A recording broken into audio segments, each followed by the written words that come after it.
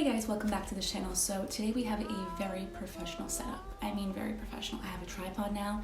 I'm sitting on a chair.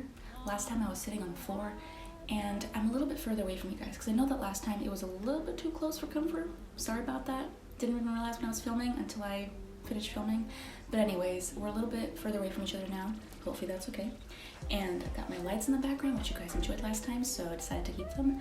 But yeah, today we have a December book haul, which I am very excited about because even though we're nearing the end of the year, I've got some great books to talk about. Some of them I'm actually currently reading, some of them I've already read, and some of them I still have yet to get to. So let's get into it, guys. I have 5 books to show you guys. The first book I have to show you guys is Everything I Never Told You by Celeste Ng, which I actually got for $1 at a used bookstore.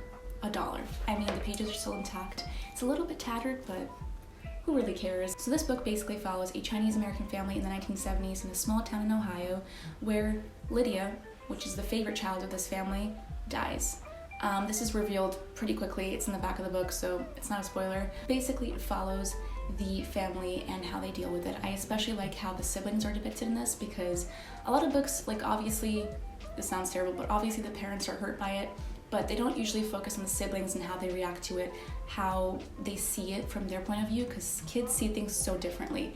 And this book does a great job of that. So if you're interested in this kind of premise, then check this out. The next book you guys have seen all over YouTube, I know you have, it is Cersei by Madeline Miller. I've been meaning to read this for the longest time, even though I've kind of gotten off of fantasy in terms of that being my favorite genre, because it was in the past. I'm trying to get back into it, and this seems like the perfect opportunity to do so because the writing apparently is really beautiful, so good writing, I mean, I can't resist, right? This book is about the goddess named Cersei, who is banished to the island of Aea, and she hones her powers, her skills, until she can go out and fight. So that's a very reductive explanation, I know, but that's what this book is about, and you guys have seen it everywhere. So Cersei by Madeline Miller. Hopefully I'll get to it in December. If not, I'll get to it in January. The next book I have here is The Poet X by Elizabeth Acevedo. So I've actually already started reading this book. I'm about halfway through. I have some bookmarks there because the writing in this is beautiful. I'm really enjoying it. I believe it's a YA, it's a young adult book, which you can definitely see. I usually don't read that much YA these days, but it's a good book. And I'm enjoying it so far. The writing is beautiful. I really like the concept of a character writing out their lives through verse or poetry, which is what happens in this book. I can just show you guys a little sneak peek. Oh, my bookmark fell out. This is how it looks like. So let me just put my bookmark back in because I'm never gonna find the page otherwise. But yeah, so I'm really enjoying that aspect of it. This basically follows Xiomara, who's a high school student. She's dealing with a lot of stuff. Basically, her family is very religious. Her mom is very religious.